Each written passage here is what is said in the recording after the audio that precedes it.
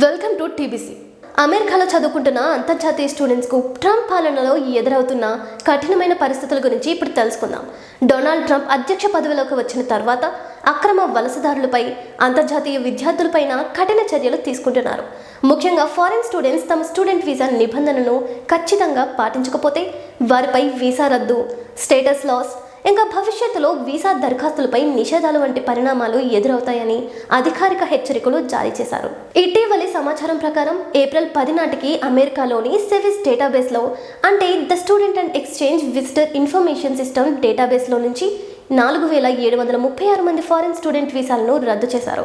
ఇందులో ఎక్కువ మంది మన భారతీయ స్టూడెంట్స్ ఉన్నట్లు తెలుస్తోంది. అమెరికాలోని 187 యూనివర్సిటీల్లో 1222 మంది విద్యార్థులు తమ స్టూడెంట్ స్టేటస్ను కోల్పోయారు. ఇది కేవలం గమనించాల్సిన అంశమే కాదు, పాఠాలు నేర్చుకోవాల్సిన అంశం కూడా.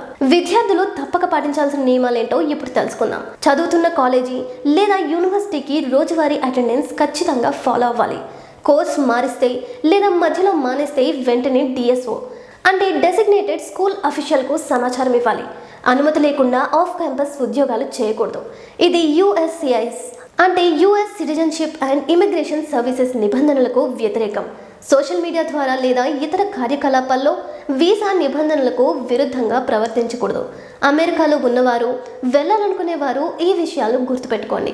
వీసా నిబంధనలు ఖచ్చితంగా పాటించకపోతే మీ స్టడీస్ను మాత్రమే కాకుండా భవిష్యత్తులో ఉద్యోగ వీసాలు, H1B, గ్రీన్ కార్డ్ లేదా టూరిస్ట్ వీసా వంటి అవకాశాలు కూడా చేజారిపోవచ్చు. ఈ వీడియో పైన మీ అభిప్రాయాన్ని కామెంట్ చేయండి. ఇలాంటి ఇంట్రెస్టింగ్ ఫ్యాక్ట్స్ కోసం మన ఛానల్ని సబ్స్క్రైబ్ చేయండి. Thank you.